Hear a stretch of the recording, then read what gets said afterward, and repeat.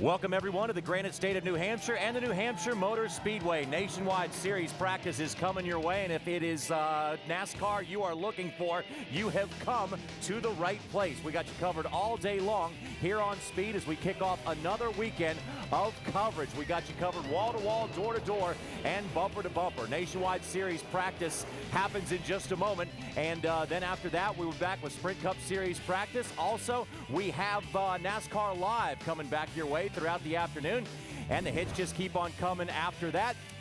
And then after that, we will have Trackside with you. Features Carl Edwards and Jeff Burton. You won't want to miss that. But right now, we're going to send you up to Steve Burns for Nationwide Series practice on this beautiful day in New England.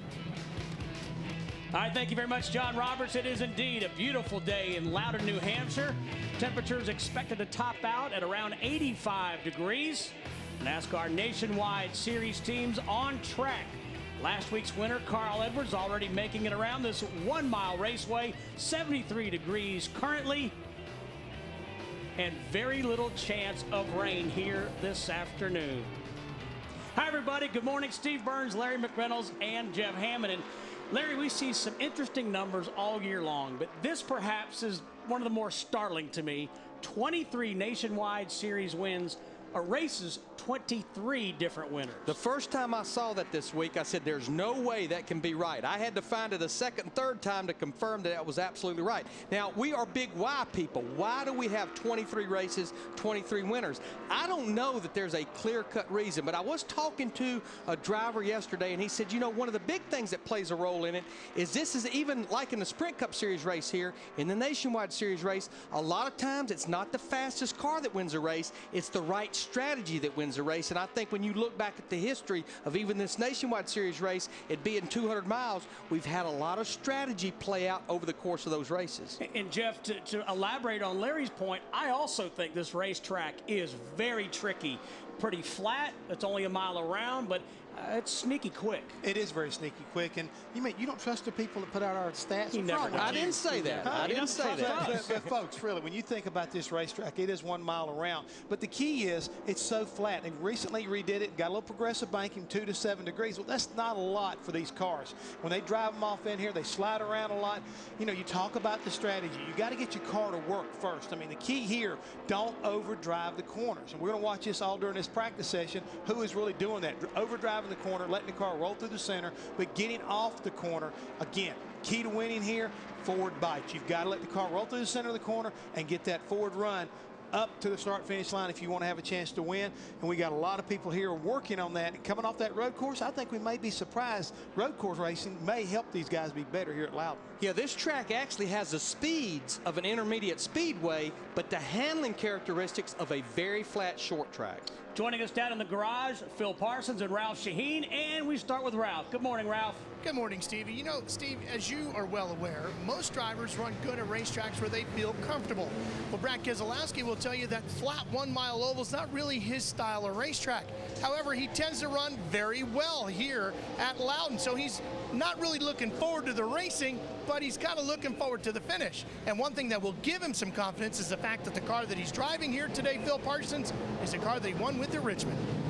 Ralph, Carl Edwards comes in here as the most recent winner in the series back at Elkhart Lake. We documented all last weekend about the travel back and forth between Wisconsin and San Francisco. Well, this weekend, not so much travel for Carl Edwards, but he needs to put a dent in that 237-point deficit that he has right now behind Brad Keselowski. One little trip he did make this week was Wednesday. He went to Washington, D.C. and was sworn in to the Presidential Fitness Council. Very, very proud of that. But Carl Edwards looking to try to close that gap on Brad Keselowski.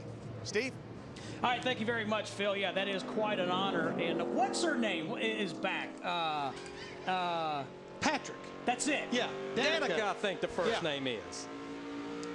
You know, y'all need to play nice. Now don't get started off like that. Come on. We are excited to see her back. You know, she's coming off of a couple of good runs in the IndyCar Series. Finished 2nd at Texas, 10th at Iowa. And, you know, I was about to say, there's a lot of practice here today for these Nationwide Series cars. Almost 3 hours of practice, 2 different sessions. That's almost too much practice. But when you think about that Danica Patrick is making her first laps around this 1 mile racetrack, I think 3 hours will be exactly what she needs. Making laps, seat time. Yeah, you're worried about the stopwatch, but don't worry about the stopwatch. Just worry about logging laps. Understand that that team took her to the Milwaukee Mile to test a track that's very similar to this. Very, very similar to this racetrack here. So she can kind of like get herself a little bit of rhythm and transfer that information over. It'll make a big difference as far as her day up here. And Ralph, I mean, she's, you know, getting started, and so far she's looking pretty smooth. You know, Jeff, a lot of people did go to Milwaukee, as Steve was talking about, but they had weather issues while they were there. So a lot of the teams, Danica included, didn't get in as many laps as they were hoping to get at Milwaukee. So this is going to be pretty much a fresh start for her today. But Milwaukee was one of those tracks that you couldn't go test at until this year because the Nationwide Series and the NASCAR Camping World Truck Series raced there up until last year. And one thing we want to mention right quick, this 7 car will race tomorrow afternoon because of the fact they've kept this car up in the owner's points. So Danica, all she's got to worry about is just getting comfortable for the race. Go, Daddy, go. 14 drivers at practice. Michael McDowell is the quickest. Stay with us here on Speed. For the first time, Barrett Jackson, the world's greatest collector car auctions on Speed, comes to Orange County. Hundreds of restored and rare cars will be auctioned off to the highest bidders. Catch 3 days of live coverage with expert commentary. Barrett Jackson, Orange County, kicks off tonight at 5 Eastern exclusively on Speed. You talk about an expert, you're talking about Mike Joy, I bet. Absolutely. Tell you right now, he does an awesome job in those shows. I mean, everybody there, I mean, it's fun to watch. It really is. If you're into old cars, hot rods, they got it covered. We're looking at Trevor Bain in this 99 car, Michael Waltrip Racing. Right now, he is 4th quickest. You saw the graphic there. 30 career starts in the Nationwide Series. He got his first top 10 finish of the year at Road America last week. I talked to Trevor this morning down in the media center, and he said the biggest thing he has learned in those 30 career Nationwide Series races is how much longer these nationwide races are than the series that he's run in the past few years, the K&N Pro Series of NASCAR. He said it's amazing the difference when you have to run these longer races. And of course, as we know, these races are not as long as the Sprint Cup races for the most part. Not at all. Trevor Bain comes in here 11th in series points. Kevin Harvick right there in the 33 and his Jimmy John special. Great look at really how flat this place is. You hear them off the gas and onto the brakes.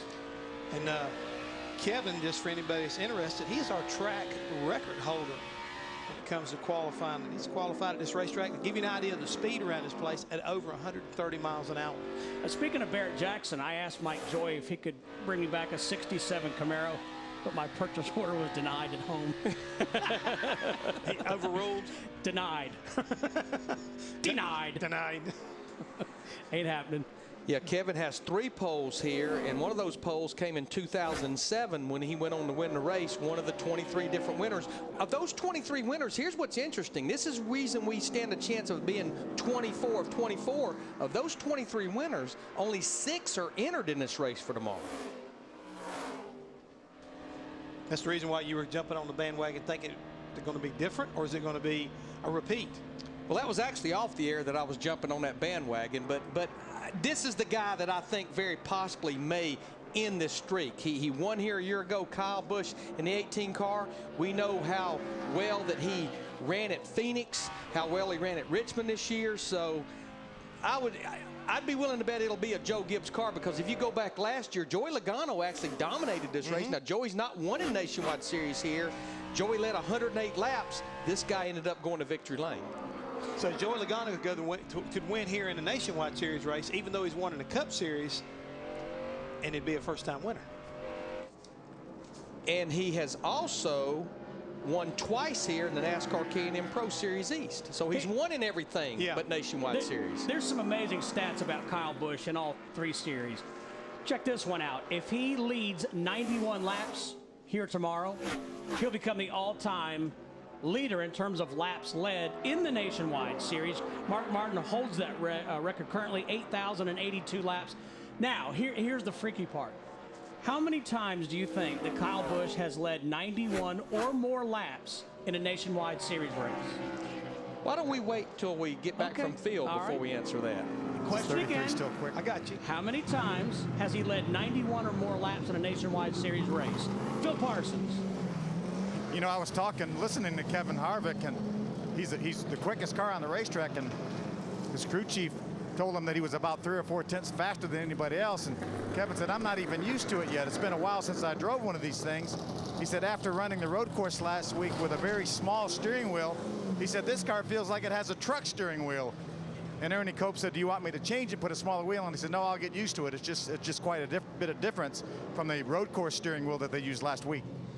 But you know, guys, and Phil can even jump in here and answer this, because obviously Phil has run many a race. You would think no matter what, you would about want the same steering wheel that your Cup car has on it, is what I would kind of think.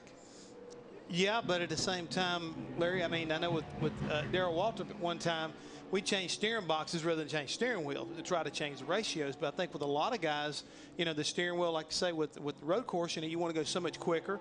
And in here, you don't want to overturn or steer it too quick down in the corner. So I think, you know, trying to slow things down would be probably better for you. Wouldn't you agree, Phil? Yeah, Jeff, absolutely. And I think more than likely the steering wheel on his Cup car in the Cup garage here is probably the same as what he has on the Nationwide garage. But yeah, as we talk about, exactly, as we talk about it on the road course with those 30-mile-an-hour corners, 35-mile-an-hour corners, you have to be able to wheel that thing around those things. So that's why you run a little smaller steering wheel and a very, very quick steering box as well. And you know, there was a point in time in my career, I thought it was easier just to change the driver than change the steering wheel. What's the answer to the trivia question? I have no idea. Cheating, you know what? All right, a little more time. We'll go to the commercial and come back with it. I'm going to the computer. Well, how about our little Friday night house party from the New Hampshire Motor Speedway? I would say the crowd is lively here. To say the least. They're lively. Well, it airs at 11 p.m. Our guests are Jeff Burton and Carl Edwards. And speaking of, Mr. Edwards heads to the garage. Flipper himself. He is second quick. It's good to know he has not forgotten how to do the flip. But if you were watching the race, did you see he started up in the victory lane? Oops, I forgot something. Backed up, had to flip it, you know, do his little back flip. 26th win for Carl Edwards at Road America in Wisconsin. Bill Jordan himself called me a little earlier and said, hey, what does that 88 car look like? Bill, there you go. Take a good look at it. That Realtree Outfitter car right there with Elliott Sadler, our buddy from Trackside, driving it this weekend. He is 16th quickest right now. He's run a total of 4 laps. And Ralph, how is Elliott Sadler's first venture in this 88 car going so far? Well, that's it, Larry. It's the first of 10 races he's going to run in that 88 machine. So they basically spent about the first 15 minutes of this practice just getting him comfortable in the car. A zip tie here, an adjustment there, a tweak and a twist, just to get him comfortable inside the cockpit, because as you know, Phil Parsons, if you're not comfortable, you're not going to go fast. Without a doubt, Ralph, Danica Patrick just now finishing her run, I think. She ran about 6 laps. She got faster each and every lap, so it's working for her. As we talk about needing track time, she definitely needs the track time. It's been a long time other than that test at Milwaukee a couple weeks ago since she's been in the Nationwide car, but she's improving each and every lap. Well, I don't think there'll be any substitute for just making circles around this 1-mile racetrack. She's already run a total of 16 laps, which is by far more laps than anybody has run so far in this practice. It's been 118 days since her last laps on a stock car. You didn't answer the question about Kyle Busch. If we knew the answer, we would. I just want to hear what you guys think. How many times has he led 91 laps or more in a nationwide race? How many races has he run in the Nationwide Series? I'm not saying. I'm just going to take a stab at it. 32. Jeff? Maybe that's because the car number I was looking at. 40. 34. I didn't miss it by much, Nope. did I? Nope. If there'd have been a 34 car on the screen, I'd have got it right. Hey, as I say, I'd rather be lucky and good any day. But think about that. 34 races, he's led 91 laps or more. And this is Reed Sorensen in that 32 car right now, 20th quickest. Reed will be pulling double duty here this weekend, as he will at least for the next 2 weekends at Daytona and Chicagoland. He has stepped into the Red Bull number 83 car that Casey Mears has been driving. Matthias Ekstrom, boy, what a ride he gave that car. But I laughed at him. I was on a rental car bus going to the airport last week, and he said, they kept telling me to take care of my car. He said, everybody out there hit me 3 times. How was I supposed to take care of my car? Did he like his experience? He did. But you know what? He wants to come back and do an oval race, but I think it's very hard because of his schedule over there in Europe. Here's a young man right now making his debut in the 27 car, Justin Loudon. Well, he's had a lot of success in the ARCA REMAX series.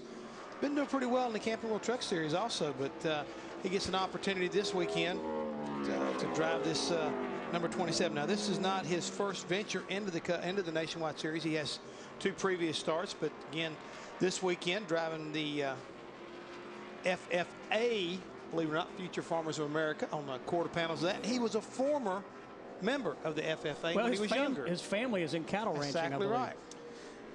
I'm going to tell you what, this team had a heck of a run last week at Road America with Owen Kelly, top 5 finish, and you see Justin's 3rd quickest right now.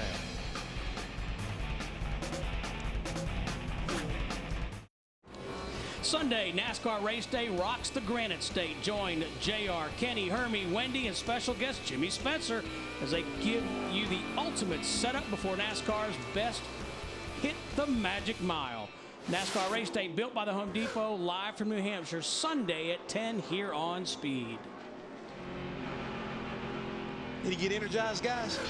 I believe Steve Wallace got energized here because he just jumped up to 2nd quickest. His fastest lap was his last lap, which that's the biggest challenge of this 1-mile racetrack. You will get so deceived how fast you can actually go qualifying. Now, these guys qualify in the morning, but a little bit of heat in those tires will make your car run faster. This is a track, whether it's Nationwide Series or Sprint Cup, it's so hard to better your practice speed when you go to qualify. It's just hard to get hooked up. It is. And another one of the things I think is challenging up here is that this weekend, I mean, they have so many different series that will race here. Here we're taking a look at Jason Leffler in the 38 car, but you got modifieds that'll be up here. I mean, you got, you know, the Nationwide cars, but the transfer of rubber to the racetrack sometimes can also take a little while and change things as far as the field's concerned. Had a chance to talk to Jason this morning, and he was headed down there to get in his car, and he said, "Hey, time to go to work if you really want to call it that." I said, "You mean playtime?" He said, "Yeah, baby." He loves driving these race cars. I mean, he is a racer, true and true. Has just had absolute terrible luck in 2010. Exactly. Just wrong place, wrong time, it seems like, week after week.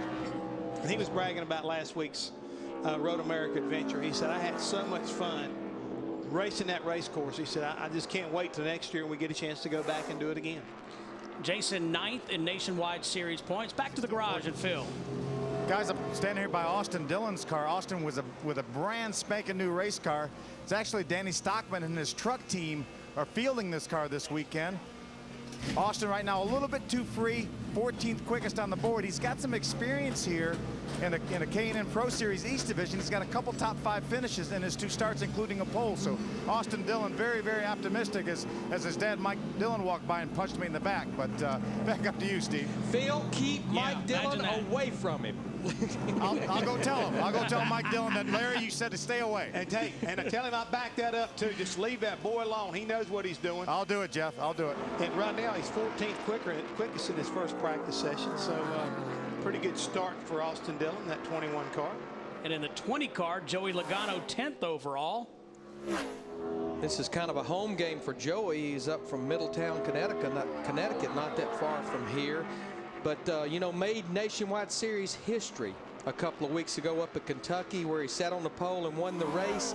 And that's basically, he becomes the first driver in that series history to win the pole and win the race at his first 3 starts at a particular racetrack.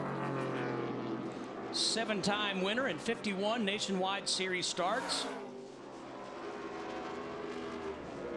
He's got 4 poles this season in the Nationwide Series as well.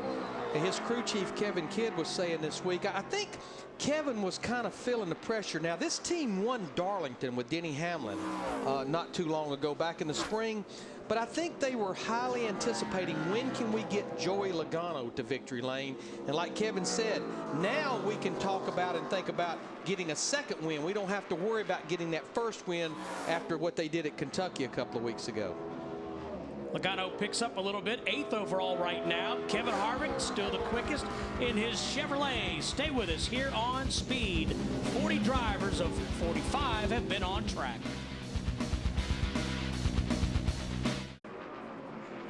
NASCAR Nationwide Series practice continues, scheduled for 50 minutes here on the Magic Mile. And there's Elliott Sadler, a 5-time winner in the Nationwide Series. And you heard Ralph say he's going to Going to be behind the wheel of that 88 for 10 races this year. Let's ride along with Elliott right here. Going off into turn one, hard to tell it, but only 2 to 7 degrees. Right about through there, I say it's probably about 4 degrees of banking. Drops off to about 1 to 1.5 down the back straightaway. Here, listen to get out of throttle. Lets the car roll. Heavy braking in there. Roll. Waiting down, trying to pick that throttle up. A long ways through that corner. You got to let the car roll through the center of the corner, then mash the gas down these long straightaways. How much brake? A lot. You're going to brake real hard getting into the corner. Try it as much as you can straight. Get off the brake and let it roll. Let it roll, then start throttling up. Yeah, these are some long straightaways. You're carrying a lot of speed at the end of the straightaway. Like Jeff talked about at the top of the show, one of the biggest things you have to hammer on your driver is not overdrive the entrance of the corner. You as the crew chief, the team, you work on the center and getting off the corner. That's where you beat people. Your driver controls the entrance of the corner. 21-year-old Taylor Malsom in the 10 car started this season in the Camping World Truck Series. And Malsom 33rd overall of the 41 drivers who have been on track. 45 are here, same with the Sprint Cup Series. And meanwhile, Ricky Stenhouse Jr. putting his 13th lap of practice on the board. Now this is a car that will have to qualify on time in the morning. This 6 car is 33rd in the owner points. He's actually making his first career start here at New Hampshire Motor Speedway. And unlike the Cup Series, where the top 35 in owner points are guaranteed a position, top 30 in owner points in the Nationwide Series. And I know this is a little team with crew chief over there, Mike Kelly, that Jack Roush certainly has his radar on. You know, things, they've just not come to fruition like they had hoped for. There's been a lot of mishaps on the racetrack. If you look at, he's run 13 races in 2010 with 1 top 10 finish. So I know they're definitely trying to get this young man on track. And I think the bigger issue there, Larry, 1 top 10, but 5 DNFs for Stenhouse. And, you know, for a young driver like 22-year-old Ricky Stenhouse Jr., it's about making those laps and completing the races. And making the races, too. Just don't forget, he missed Nashville earlier this year. So, again, this is totally out of the realm, I think, a thought possibility, a probability as far as Roush Fenway is concerned, is how in the world do we have the cars that we have and we're not able to get in the top 30 owner points plus miss a race. But yeah, I think it goes to show the degree of difficulty in this series, not to be taken lightly. Well, also, Jeff Burton made this point a couple years ago on one of our speed shows. You know, young drivers now are getting an opportunity to get in really good equipment. In years past, you know, a guy would have to earn his way in the Nationwide Series, as Jeff Burton said, even to get a mediocre Cup ride. But the other side of that double-edged sword, as we watch Justin Allgaier, is there's more pressure. Well, there's no more of this. Well, just let him get some seat time. Let him figure things out. It's what I keep preaching to Brandon, my son. Our first move has to be the right move. Yep. Even if we have to wait on that first move, because no longer do people evaluate equipment. They evaluate that driver. They don't care what kind of car you're in. To Jeff Burton's point, he said when he started in the Cup Series with the Stavola brothers, if he had a top 20 finish, they had a great day. See ya. Not anymore. Looking for the latest stats and results from the track? Stay informed and make your best fantasy picks using Speed's comprehensive NASCAR stats for the latest practice and qualifying reports, race results, and driver standings. Get more at the NASCAR section of Speed.com. Watching Mike Bliss in the 40 car. And he had some bad luck last week at that road course. Woo. Mike has had bad luck all year long in this Nationwide Series. A lot like we were talking about Jason Leffler. Just wrong place, wrong time. Mike is back to doing double duty this weekend. He'll be driving the 09 car over in the Sprint Cup Series for James Finch in that group. And then, after this race, Bobby Labonte takes over the 09 for a couple of races, Daytona and Chicagoland. Bobby, a one-race deal. We'll talk a lot about that during Sprint Cup Series practice, driving for Robbie Gordon Motorsports in the 7 car. Quite an impressive run by Robbie Gordon Motorsports last week in Finion. Now, you know, Robbie Gordon was on NASCAR Race Hub with us Wednesday night, and I said, why not come to New Hampshire, a place where he's won, coming off a second place finish, and he said, I'm going to overseas is what he said. He didn't say exactly where to make a sponsorship presentation. I think it was Argentina someplace, I believe. It is Argentina. Yep. Let's go to Phil Parsons. I'm standing by with Brad Keselowski. He was whispering in my ear. But anyway, you come in here 237 points ahead. Now, do you guys think about points, or do you think about winning races? All the above. You know, we still want to win races. And to win this championship, you're going to have to keep winning races. So, you know, that's something that we've talked about. You know, we can't just kind of rest on our laurels. We got to get out there and fight hard and dig hard. And I'm thankful to have this good race car here at Loudon. This is the car I won Richmond with, and Ruby Tuesday's back on board. We're ready to get at it. Do you realize that you have the second best start in the history of this series? Did you know that? Really? No, I didn't know that. Who had a better one? Sam Ard back in 1984. His average finish for the first 15 races was about third, and yours is fourth. Yeah, that's pretty awesome. That's a great stat. Makes me want to go back to Daytona and get rid of that bad finish. You know, it seems strange to look back at Daytona and say a 13th place finish was terrible, but you know, that's just you know, the way it is this year. It's a phenomenal year for our Penske racing team, and we're going to keep digging. You know, like I said, we've got a long ways to go. Carl is starting to get hot.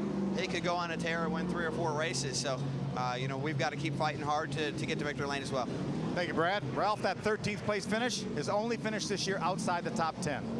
Phil, some guys have matte black finishes on their cars because they think it's the cool way to go. Some guys do it because it's the cheapest way to paint the car.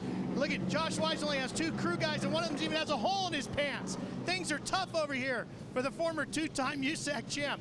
Josh, it's got to be tough when you've been at the top of one game, and now you're trying to make it in another level of racing, and you're pretty much going back to the bottom, working your way up. How tough is it for you these days? Oh, it's tough, but you know, it's fun, and it's what like growing up racing, it's what I had to do, work hard and make the best of every situation. So that's what we're here doing with the 61 car this weekend, and just try to get in the show and get laps and learn as much as I can. He's doing everything he can. Maybe he get his crew guys some new pants this weekend, guys. Ralph, nobody's whispering in your ear, are they? Like they were Phil's? No. That was making me uncomfortable. Under caution for debris in turn 2. Pretty amazing stat for Brad Keselowski as well. He has completed every lap in Nationwide Series competition, the only driver to do so this year. Thursday, it's NASCAR history in the making as the nominees for the second class of the NASCAR Hall of Fame are unveiled exclusively on NASCAR Race Up. Don't miss this special edition of NASCAR Race Up Thursday at 8 Eastern. Thus 25 nominees for the second class. And I agree with what I've heard so many times. I think choosing this second class is going to be tougher than the first class. And while we're on the subject of Race Hub, remember, starting Monday, 1 hour. It goes to 1 hour, starts at 7 p.m. Eastern time. You can see Larry Mack on there Monday night, and yours truly there on Tuesday night. Monday night, More Than a Mouthful Monday. Larry Mack. I love More Than a Mouthful Monday. Who doesn't love it? I'm just saying. You want to trade Mondays? Nope. Didn't think so. Hey, how about Paul Menard's second quick in his Ford right now to Kevin Harvick, 13 laps. You know, when I think about Paul Menard, Carl Edwards, and Brad Keselowski, I know it was probably fun doing what they've done the last 3 weeks, but it has to be so nice now that the Nationwide Series garage is just a short stroll versus, what was it last week, over 2,000 miles? The total package was 6,000 miles. Yeah, because it went back and forth twice from Road America to Infineon out in Sonoma. Speaking of Road America, man right there, he was on a mission up there, wasn't he, guys? He was that. I think Carl Edwards said, thank you, Paul. You clear the way, I'm going to follow you through. Paul Menard was his fullback. He was. Definitely was helping him get up through there. You know, when you think about that win by Carl Edwards in a Ford, that's the first race in 2010 in Sprint Cup, Nationwide, and the NASCAR Camping World Truck Series that Ford has won, and we're almost halfway through all 3 schedules. Austin Dillon doing a nice job in that Chevrolet owned by his grandfather, Richard Childress. 19th overall. You know, Phil talked about Austin just a little bit ago when he talked about this as his Camping World Truck Series team. When you look at what that group has done here the last 2 races, back-to-back poles at Texas and Michigan, a top 5 finish at Texas, and actually had a race-winning truck at Michigan and had that pit road violation for removing equipment, probably took that win possibly away from him. He has 6 Nationwide Series starts, his most recent last August at Michigan.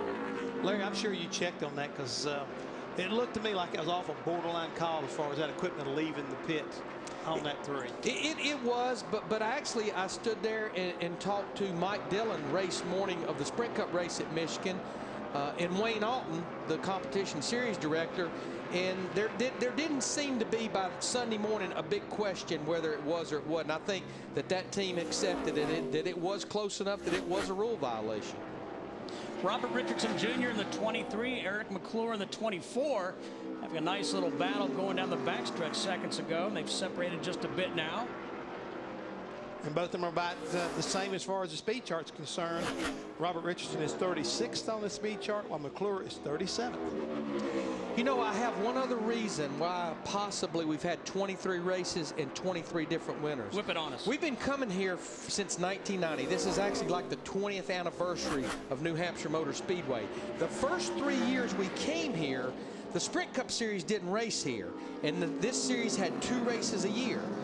Since 1993, they've only been coming here once a year, and when you actually have only 1 race a year at a racetrack, it's hard to repeat. It's hard to get your arms around how it changes versus when you race there twice a year. And speaking of changes, Steve, they've also modified the racetrack several times during that period too. So every time you come back here, it's not always been exactly the same.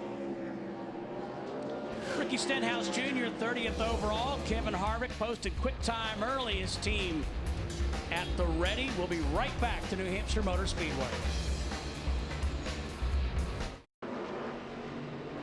We had a brief caution for debris in turn 2, just a couple of minutes, and we rapidly closing in on the end of this 50-minute Nationwide Series practice. Elliott Sadler in the 88, 23rd overall, just in front of Stephen Wallace, who has worked his way up to 5th. He's trying to work his way underneath that 88 car down the back straightaway. On both of them side, I think we're going to come in and work on our cars a little bit more.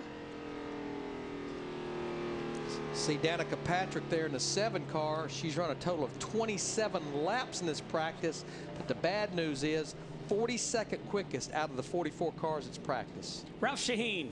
You know, David Gilliland's been sneaky and quiet, but awful fast here this morning, guys. He's one of only 4 cars to get down into the 29-second range. You see him going out. He's got an all-white race car. He's only got 3 guys turning wrenches on it, but they're quick. Also got 4 brand new tires on that race car, look like. With a full-blown tape job on the nose, so this is a practice qualifying run for this 91 car. But Ralph's right. He's actually been up there this entire practice session in the top 5 to top 10. You know, Ralph mentioned we have 4 drivers who have run a 29-second lap. We have 30 who have run a 30-second lap. Not a lot of separation in terms of fastest to slowest. Phil? Guys, Reed Sorensen currently right now 11th on the speed chart, doing double duty this weekend. Obviously, it was announced a couple of weeks ago that he will be jumping in the 83 Red Bull car, so this will be his first foray into the Red Bull car, but still doing the Dollar General Toyota here for Braun Racing. Reed Sorensen, 10 starts this year, only 1 finish, worse than 12th. Extremely good, consistent year for Reed Sorensen, but he's doing double duty this weekend, hoping to have a good run in both cars. Yeah, for a guy that really, when 2010 started, I'm not sure he knew exactly what he was going to be doing. Now he's a very busy man. Brad Keselowski just bumped Kevin Harvick from the top of that speed chart.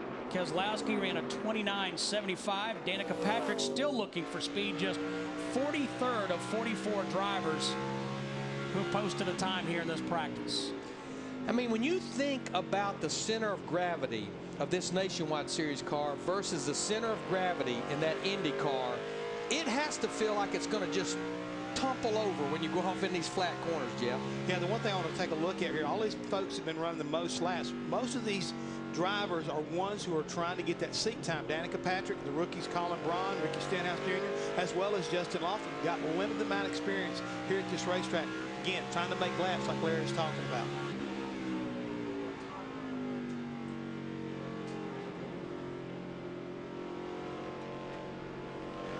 Yeah, by comparison, Brad Keselowski has completed just 10 laps in this practice, as has Kevin Harvick. Jason Leffler in his 38 car, 18th quickest. He's completed 14 laps.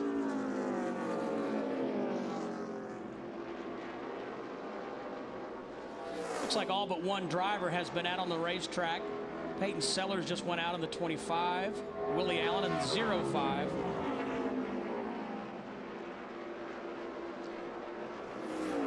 And they have quite a break before their final practice a little bit later on this afternoon, so you can really sit down and analyze things, make some changes for that final practice session. But the good news is, unlike their schedule the next couple of weeks where they race at night under the lights, you're getting practice time in similar conditions that you're going to be racing in. Biggest thing, though, as early as they qualify, it'd be nice to have a fairly early draw. Not too early, because there's a little different series going to be racing this afternoon. I'd like to be about number 10. That'd be ideal for me. I'd like to be number 10. Track should be getting right. Temperature should be still fairly You cool. mean 10th out tomorrow morning in nationwide yes, qualifying? I'd like to draw number 10 if I could. And there's the red and black signifying into this first practice session. And might I add, without incident. Had that one little caution for just a little bit of debris out there, but that was about it. See Brian Scott in the 11 car, 34th quickest. He's run a total of 20 laps. A lot of racing for you today here on Speed. Sprint Cup Series practice, Sprint Cup Series qualifying, the final nationwide practice. It's all here. Don't touch that It's dial. all here. Nope. We will step aside for a few moments. When we come back, John Roberts will be out at the speed stage along with Randy Pemberton to bridge you to Sprint Cup Series practice. So Brad Keselowski is the quickest here in New Hampshire.